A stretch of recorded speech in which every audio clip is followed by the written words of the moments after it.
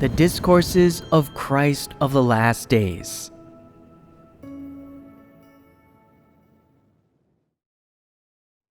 Words on how to approach the truth and God. Excerpt. Some people who preach the gospel, who spread and testify for God's work, make a grave mistake. They cut out those words of God in response to which religious people are most likely to develop notions, giving potential gospel recipients an abridged, concise version of God's words. Their excuse is that they do this to prevent people from developing notions and misunderstandings. But is this right? All of God's words are the truth. Regardless of whether people have notions and whether or not they accept or love these words, the truth is the truth. Those who accept it can be saved, while those who do not will perish. Whoever rejects the truth deserves to die and to perish. What does this have to do with those who spread the gospel? Those who spread the gospel should let people read God's original words rather than abridging them, for fear that people will have notions. When people investigate the true way, they want to see how God's original words are spoken, what kind of content lies within them, and what God's most original statements on certain matters are. People want to know, you say that God is the creator, so what are the words that he speaks? What is his style of speaking? You insist on altering those of God's words, which are not in line with human notions. Like when religious people explain the Bible, everything they say is in accordance with human notions. You insist on showing people a version of God's words that has been tampered with and do not let them see his words in their original form. What is this all about? Do you also have notions about these words of God? Do you, like religious people, believe that those of his words which are not in line with human notions are not the truth? That the truth is only those words which fit with human notions? If so, that's human error. No matter how God's words are spoken, and whether or not they are in line with the notions of man, they are the truth. It is only because corrupt humans do not have and do not know the truth that they develop notions about God's words. This is the foolishness and ignorance of man. You fail to clearly see that God's words are especially practical and concrete for a specific effect. And you are even less aware of how poor man's caliber is, and how difficult it is for people to understand if God's words are too concise and theoretical. Recall that when the Lord Jesus appeared to perform work, many disciples couldn't understand his words and had to ask him to give examples and tell parables in order to grasp their meaning. Isn't that so? Today, when I speak with too much detail and specificity, you complain that it is too long-winded. When I speak in depth, you do not understand. But when I generalize and theorize, you take it as doctrine. Humans are difficult in this way. In God's words, there is now divine language as well as human language. There is both conciseness and specificity, and there have been many examples that expose people's various states.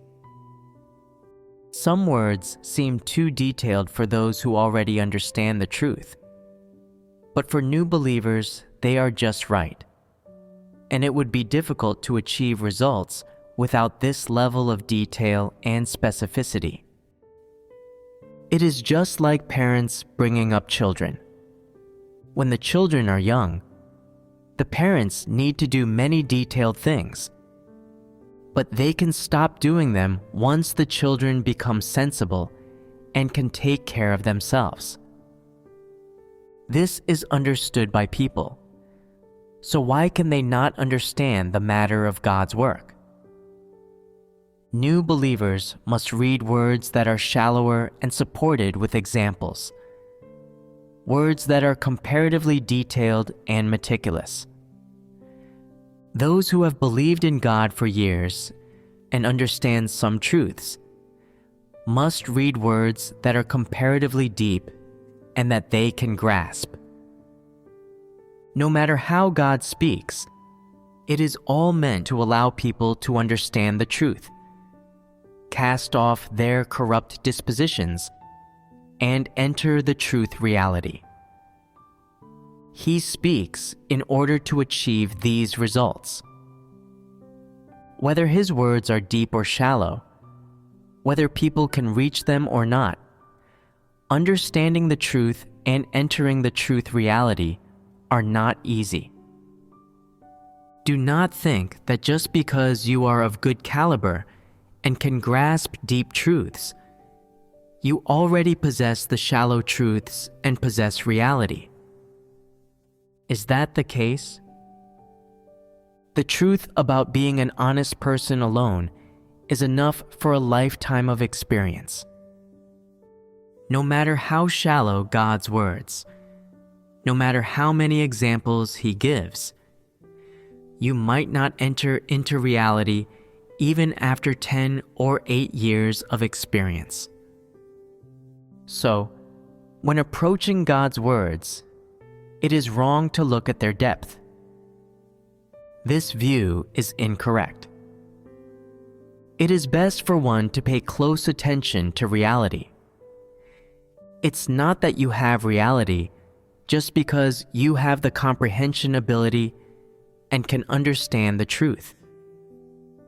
If you cannot practice the truth, even the best comprehension will just be empty doctrines for you.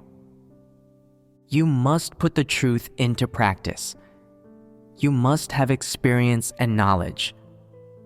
Only in this way will your comprehension be practical. Everyone who complains that God's words are too detailed or trivial is arrogant and self-righteous and does not have any truth reality.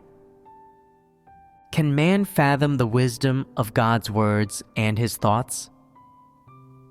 Many people are too arrogant and ignorant in their attitude toward God's words, acting as if they have much truth reality, when in fact, they do not practice the truth and cannot speak any genuine testimony at all. They can only speak empty words of theory. They are theorists and frauds. How should those who truly pursue the truth read God's words? They should seek the truth. Seeking the truth encompasses and involves many things. So can it be talked about without detail? Can results be achieved without speaking specifically and comprehensively? Can people truly understand without the support of many examples? Many people think that some of God's words are too shallow. Well then, how many of these shallow words have you entered? What experiential testimony can you share? If you haven't even entered into these shallow words, can you grasp the deeper ones? Can you truly understand them? Don't fancy yourself clever. Don't be arrogant and self-righteous. Let's return to the issue of tampering with God's words. God's house has published the standardized version of The Word Appears in the Flesh. and no one is allowed to make the slightest alterations. No standard version of God's words can be altered by anyone, and if someone does alter them, then it will be treated as tampering with His words. Those who tamper with His words do not have the least understanding of the longing of all those who yearn for the truth and look forward to reading God's words. These people want to read the accurate standard version of His words, which are the original words of God, the expressions of His original meaning and intention. People who love the truth are all like this. People don't understand God's original intention, purpose, and meaning for doing all this work and speaking all these words, nor why He speaks in such detail. People do not understand, yet they analyze and summarize with their minds, and end up tampering with those of God's original words, which are not in line with human notions. As a result, when others finish reading those of God's words which have been tampered with, it is difficult for them to understand His original meaning. Does this not influence their understanding of the truth and their life entry? What is the problem here? It is that those who alter God's words lack a God-fearing heart. Theirs is a disbeliever's method. As soon as they act, their satanic disposition reveals itself. They always have some opinions and ideas about what God has done and said, and they always want to handle and process these things, to reach out with their black devilish claws and change God's words into their own sayings. This is Satan's nature, arrogance. When God speaks some real words, some everyday words that are close to humanity, people meet them with disdain and look down on them, approaching them with a contemptuous attitude. They always want to use human knowledge and imagining to make some revisions and change the style. Is this not disgusting? By all means, you must not do this. You must act dutifully. God's words are God's words, and no matter how He speaks, they must maintain their original form and not be altered. Only live sermons can be slightly reorganized, as long as it is only a minor refinement and does not change the original meaning. The original meaning absolutely must not be changed. If you do not have the truth, then do not alter. Anyone who alters will have to take responsibility. God's house assigns several people to organize sermons and fellowship, but they must organize them according to principles, and absolutely must not tamper with anything. Those who do not have spiritual understanding and do not understand the truth should not meddle, lest they face punishment. Since you are one of God's chosen people, you should read His words diligently. Focus on understanding the truth and entering into reality, and not doubt God's words or the truth. Most of all, do not use your mind and knowledge to scrutinize God's words. It's not good to always engage in evil practices. Once you offend God's disposition, it will be very troublesome for you. Some people understand a bit of biblical knowledge. They study theology for a couple of days and read a few books, and then think they understand the truth, know their stuff, and are capable. But what good is your little capability? Can you bear witness to God? Do you have the truth reality? Can you bring people into God's presence? Your little bit of theory and scholarship does not represent the truth in the slightest. God, in His humanity, speaks some words that allow people to grasp the meaning, some words that are easier for mankind to understand. But people are always unconvinced, wanting to change His words. They want to change His words to be in line with their notions, to suit their tastes and wishes, to make them comfortable to hear and easy on the eyes and heart. What kind of disposition is this? It is an arrogant disposition. Doing things without any truth principles at all and acting according to Satan's ways will easily disrupt and disturb the work of God's house. This is a very dangerous matter. Once you offend God's disposition, it will be quite troublesome, and there is a danger of being eliminated. Some people feel aversion when they see that God's words speak of the path of practice for life entry in great detail. In that case, if they saw all those laws, decrees, and statutes that God promulgated in the Old Testament, would they not feel even greater aversion? And if they then went on to read the even more detailed words of the Bible's original commandments, would they not develop notions? They would think, these words are too trivial.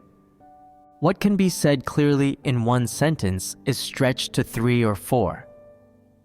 They should be more concise and straightforward, so that people can see everything at a glance and understand just from listening to one sentence. How great it would be if they were not so long-winded, but instead simple, easy to understand, and easy to practice. Wouldn't these bear witness to and glorify God more effectively? This thought seems correct. But do you think that reading God's words should be like reading a novel where smoother is better? God's words are the truth. They require contemplation, and one must practice and experience them in order to understand and gain the truth. The less that God's words align with human notions, the more truth there is in them. In fact, no aspects of the truth are in line with human notions. They are not something people have seen or experienced before, but are fresh words. However, after reading and experiencing them for several years, you will know that all of God's words are the truth. Some people always have notions about God's words. Where does this problem originate? Where are they going wrong? This problem shows that people do not know God's work or His disposition. Every sentence He speaks is practical and factual, using the everyday language of humans without resorting to using theoretical or knowledgeable language. This is most beneficial for people's understanding of the truth. There is nobody who can grasp this matter clearly. Only God's work and His words are the most practical and realistic. People verbally acknowledge God's words are all correct. His words are beneficial to people, but people do not understand God. He knows best what people's needs are, and He knows how to speak so that people understand. His way of admonishing and telling people is easier to accept. God knows people's inner structure and what kind of thoughts and notions they have. And He knows even better what people need most. while people themselves have no idea. But when you look at God's words, you want to simplify them and change them to align with man's notions and tastes. Can God's words still be the truth then? Can they still be His words? Would they not become man's words? Isn't this kind of thinking too arrogant and self-righteous? God's words are the truth, regardless of whether they fit with man's notions and imaginings. No matter how many words He speaks and how detailed they are, God's words are not spoken in vain. If He adds one sentence, it is to help people better understand, which is beneficial for them. If He were to leave one sentence out, people would not understand so well, and it would be easier for Satan to exploit this situation. Most people are of poor caliber, and they cannot grasp the words unless God elaborates and speaks in detail. People are all numb and dull-witted, so not one sentence should be left out. Were any aspect not spoken of thoroughly, people would not understand that aspect. You might understand it, but someone else won't. A group of you might understand it, but another group might not. There will always be those who do not understand. God does not speak to you alone. He speaks to all mankind, to all who have ears and are able to understand what God says. Is your perspective too narrow? People can only see what's right in front of them, thinking, I understand this sentence. Why does God still need to explain it in so much detail? If it's too simple, those of good caliber will understand it, but those of average caliber will not be able to. If God elaborates a few sentences for people of average caliber, you take exception. Does that mean you are someone who accepts the truth? Where do these objections of yours come from? Is this not the arrogant disposition of Satan? When God does something that is even a little at odds with your notions, when He reveals a little of all that He has and is, cherishing, understanding, caring for, being concerned about, and comprehensively looking after people, you think that God is being long-winded, that He is saying too much, wasting time on trivialities, that He should not do so. This is exactly how you believe in your notions. This is your impression of God, your knowledge of Him. This is how you see Him. So, is your belief that everything God does is right? God understands man the most, just doctrine. To you, it has become doctrine. Your knowledge of God doesn't tally with what He reveals. There is no correlation. What's more, that's not how you act toward God. You treat His words and work according to your notions and imaginings, according to your arrogant disposition. Are you someone who accepts the truth? You are not someone who accepts the truth, nor are you one who has a God-fearing heart. Faced with God's words and doings, you are able to judge, complain, speculate, doubt, deny, resist, and have choices. Are you a true believer in God? If you cannot submit to God's work, can you gain the truth? If this is how you treat God's words, His work, the truth, all that He has and is, and everything that comes from Him, then can you attain His salvation? If you cannot gain the truth, you will be subject to punishment. In your approach to God's words, do not analyze or scrutinize them. Do not be cunning. Do not doubt. And do not rack your brains. Treat them as you would treat the truth. This is the smartest approach.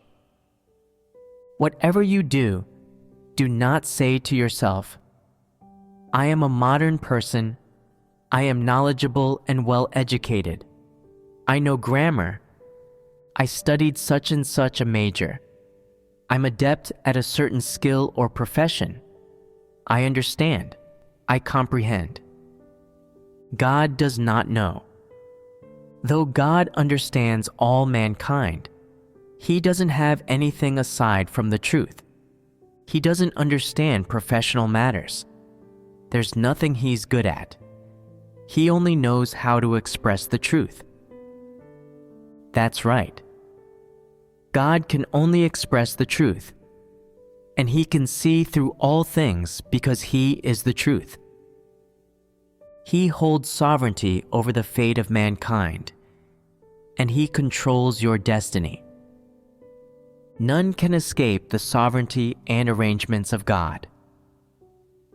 What should people's attitude toward God's words be? It should be to listen, submit, accept, and practice with utmost compliance. This is the attitude people should have. Whatever you do, do not scrutinize. I have spoken many words to you, but you can only accept a portion of them. You do not accept any words that are not in line with human notions. You even resist and refute them in your hearts. You only accept those words which are in line with human notions and reject those which are not. Can you gain the truth this way? Are words that do not conform to human notions really not the truth? Do you dare to be sure about this? Then I must ask you, how much of the truth do you understand? What truths do you possess? Share testimony of all the truths you understand, then, and let everyone decide whether or not they are the truth. If you can admit that you do not have the truth, that means that you have reason. If you truly have reason, do you still dare to conclude that words that do not conform with human notions are not the truth? Do you still dare to gamble with God? As a created human being, do not be too arrogant and self-righteous. Do not think so highly of yourself. You do not know the truth at all. You would not be able to fully experience a single sentence of God's words in your lifetime, nor would you be able to understand or live them out in your lifetime. If you can understand a part of them and put them into practice, that is already not bad. Humans are so impoverished and pitiful. This is the truth of the matter. Since they are so impoverished and pitiful, why are they also so arrogant and self-righteous? This is what makes them both pitiful and hateful. I advise people to read God's words in an obedient way, to abandon their notions as soon as they arise, and to treat God's words as the truth and do their best to ponder them, and then experience them.